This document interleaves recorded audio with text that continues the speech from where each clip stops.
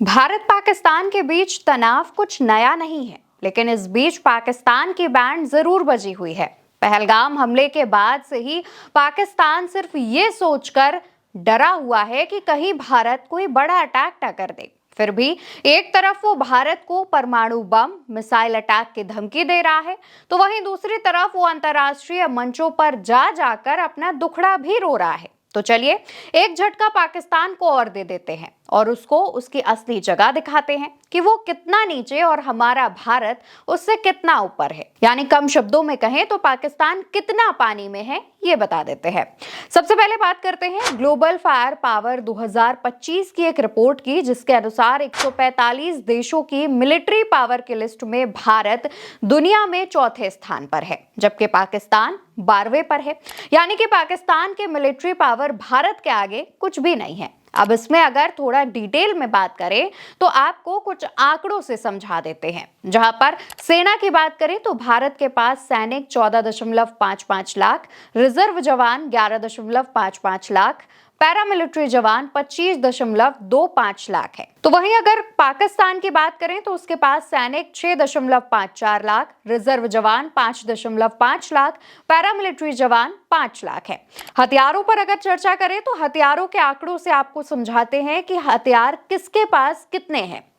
और हथियारों में सबसे पहले बात करते हैं भारत की। भारत के पास टैंक हैं 4201, आर्टिलरी है 4075, बख्तरबंद गाड़ियां हैं 1,48,000, तो मोबाइल रॉकेट प्रोजेक्टर है 264। तो वहीं अगर पाकिस्तान की बात करें तो उसके पास टैंक हैं 2627, आर्टिलरी 3291, बख्तरबंद गाड़ियां 17,000, मोबाइल रॉकेट प्रोजेक्टर 600।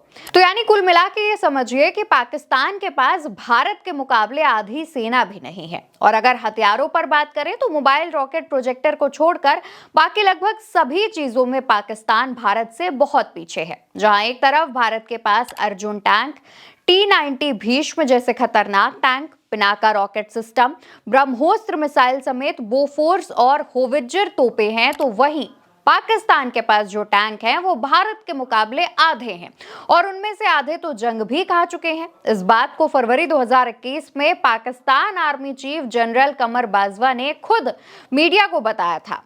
तो वहीं आसमान में कौन कितना ताकतवर है, अगर लड़ाई आसमान से होती है तो इस पर किसकी पकड़ ज्यादा मजबूत है, उस पर भी एक बार नजर डाल लेते हैं। अगर आंकड़ों पर बात करें तो वायुसेना के मामले में भारत के पास कुल 2229 विमान हैं, fighter jet 600, support aircraft 831, helicopter 899। Pakistan की बात करें तो पाकिस्तान के पास 1399 एयरक्राफ्ट हैं, fighter jet 338, transport aircraft 64, helicopter 373 है। वैसे तो भारत के पास हाई टेक्नोलॉजी के लड़ाकू विमान और 50 से ज्यादा UAVs शामिल हैं। इसके अलावा Rafale fighter jet, Sukhoi Su-30 MKI, Mirage 2000, MiG-29 यानी MiG-29 फाइटर जेट है और वायुसेना के पास ब्रह्मोस्त्र, अस्त्र, रुद्रम और आकाश जैसे मिसाइल सिस्टम भी है। इसके अलावा पाकिस्तान के पास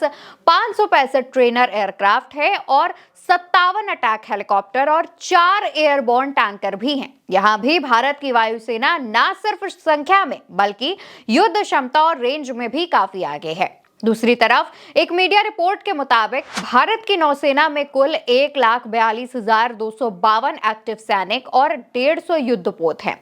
इसमें INS विक्रांत और INS विक्रमादित्य जैसे एयरक्राफ्ट कैरियर और परमाणु पनडुब्बियां भी हैं, जिसमें धनुष और K-15 जैसी मिसाइल इस्तेमाल की जा सकती है। पाकिस्तान की नौसेना में 114 जहाज, 8 पनडुब्बियां और 9 फ्रिगेट युद्धपोत हैं।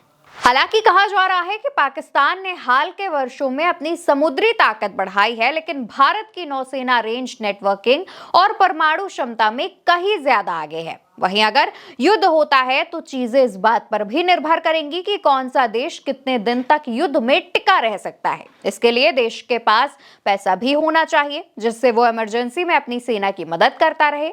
हालांकि इसमें भी पाकिस्तान कई दशकों पीछे है, क्योंकि पाकिस्तान की भुखमरी की हालत का अंदाजा लगभग सभी को है। पूरी दुनिया पाकिस्तान की कंडीशन जानती है, क्योंकि एक तरफ पाकिस्तान की जीडीपी 30 लाख करोड़ के आसपास है, तो वहीं भारत की जीडीपी 324 लाख करोड़ के आसपास है। एक तरफ जहां पाकिस्तान की सेना का डिफेंस बजट 64,000 करोड़ है, तो वहीं दूसरी तरफ भारत का डिफेंस बजट 6,08,000 करोड़ से भी ज्यादा का बताया जाता है।